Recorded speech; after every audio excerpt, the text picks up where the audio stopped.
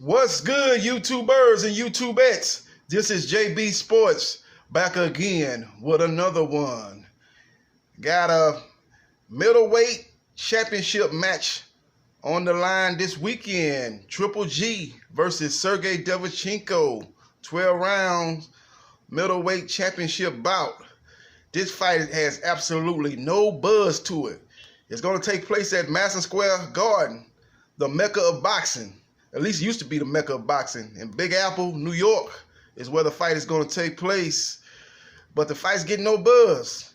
I think the main problem is it's on the app, the Zone. When you put the fight on the app, and as good as fight as it could be, it's not a great matchup, but it's a good matchup. But the good matchup as it is, it's not going to allow itself, being on the app, to be seen by the majority of the boxing fans. And that's a problem. When you look at what Triple G has done, he was in a good fight. The rematch he fought with Canelo, that was a very good fight. A high-level fight, a high-skill fight, a very tight, compelling matchup. After that fight, he took about a year off, took a break, which, you can't blame him. He was, I think he's 36 years old. He had been in a tough fight, and he had been fighting consistently. He was one of the few fighters that had been fighting, was fighting more than 2 times a year. He was fighting at least 3 times a year. During 2016, 2017, and in those years, 2015, he was fighting 3 times a year. So I can see why his body needed a break. But when he came back from that break, he took on Steve Rose, a fight that nobody asked for and nobody cared about. I think that's part of the problem. That's hurting him in this particular matchup. Sergey Derevianchenko is a very good fighter, He lost to Daniel Jacobs in a very close competitive fight. He lost that fight via split decision.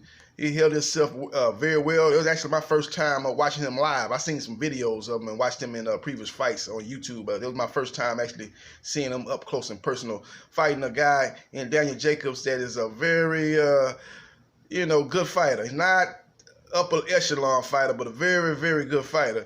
And he showed himself well, but to me, his main problem was he's a pressure fighter.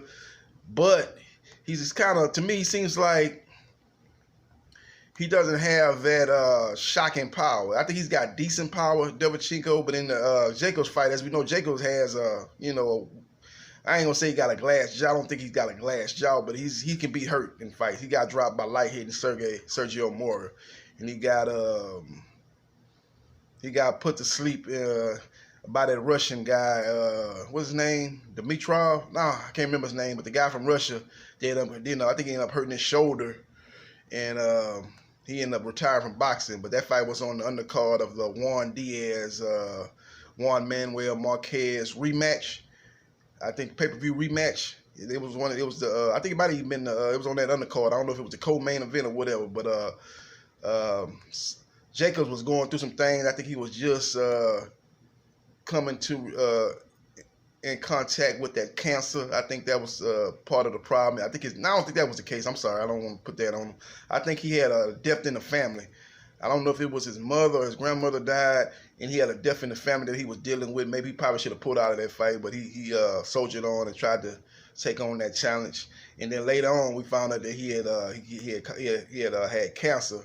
I don't know if he had it. He got diagnosed for cancer. I don't know if he actually had cancer going into that fight and he just hadn't got diagnosed yet. I'm not privy to those details. But anyway, he had a lot of distractions going on in that fight. But going off the beaten track a little bit, Derevianchenko fought Daniel Jacobs, a guy that's a very good fighter, and he held himself accountable. But the thing that Derevianchenko showed in that fight is he's not special. He's just solid skill, very technical. He applies pressure, but he doesn't have that shocking one-punch knockout power, man. But he's got good power. But I don't think he has the type of power that's going to be able to keep Triple G off of him. You got to have that type of power that's going to make Triple G respect or make Triple G get on his back foot like Canelo was able to do in that second fight. I don't think Derevianchenko has that type of power. And I think this is going to be a solid fight. It's definitely a step up from Steve Rose, but I see Triple G wearing Derevianchenko down and maybe stopping him, somewhere around round 10, maybe round 11. I can see a TKO for Triple G winning this fight. But the problem is nobody's going to see it, unless you got the Zone, which is not doing that great from what I'm hearing. You know, they putting the numbers they are getting, well, you know, strictly because of Canelo Alvarez. He's drawing the subscriptions up based on when he's fighting.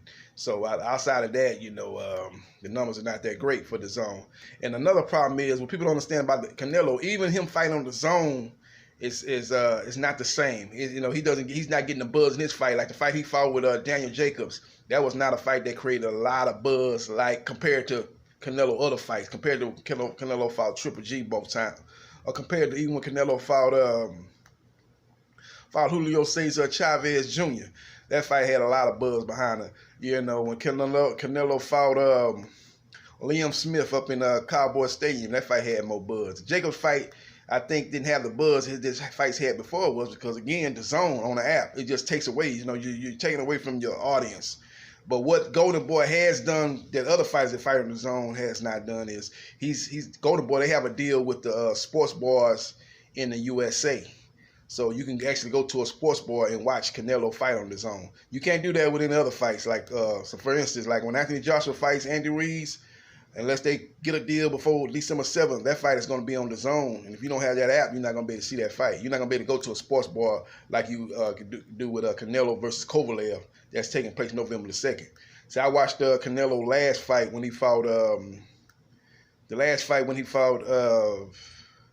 what was his last fight? When he fought Rocky Fielding, I went to the sports bar and watched that fight. And when he fought Daniel Jacobs, that fight was at the sports bar. So they've Golden Boy's got a deal with the sports bars across the United States to show his fights. So they got some kind of streaming deal with the sports bars outside of the zone deal they got with the app. So that's the difference between him and other fighters. But even saying that, you know, it's still that being on that app. You know, a lot of people like to watch those fights at home, throw big parties, and have big put some stuff on the pit for heater meat on the pit and cook up a lot of good food, man. But they can't do that, man. When the fighter's on an app on your phone, it's hard to do that. So that's part of the things that have hurt Canelo in his fights. He's still making his money. He's still getting paid a lot, but he doesn't have the buzz that he had when he was fighting on HBO pay-per-view. That's the point I'm trying to make. And that's part of the problem with this Triple G and Derevianchenko and all these other guys, all these other fighters that are fighting on the zone. They're not seen by a large audience of hardcore boxing fans and casual boxing fans. It's just not seen, man, because people don't have the zone.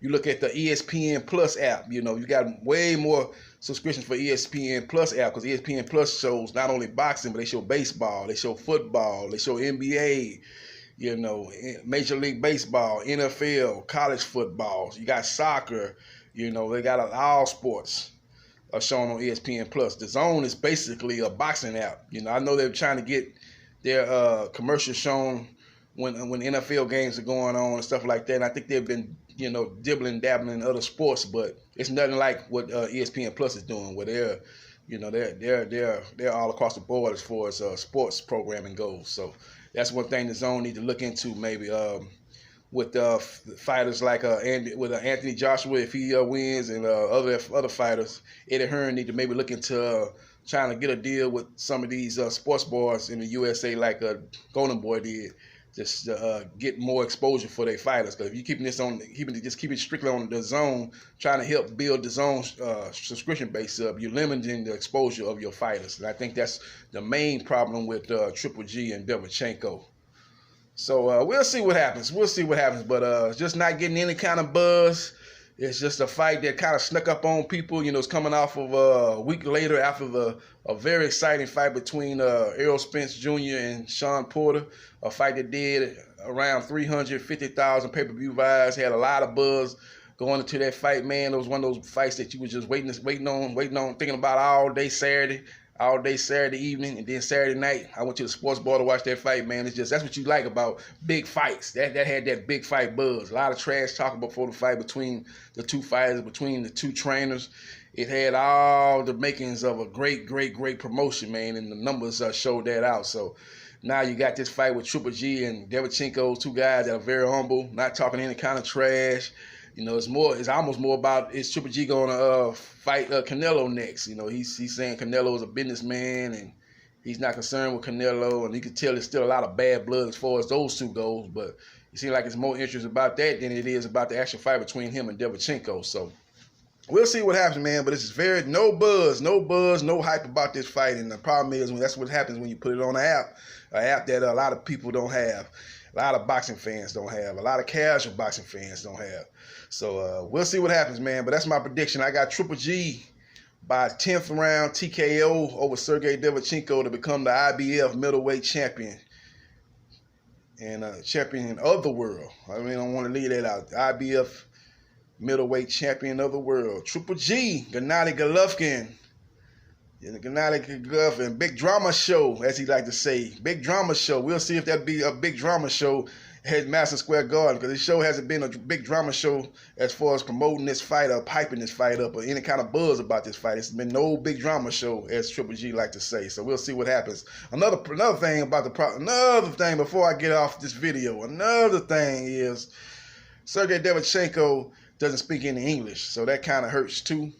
I know you're gonna say, wait a minute, JB Sports, Canelo don't speak any English, and he's still putting up the best numbers on the zone than other fighters are doing.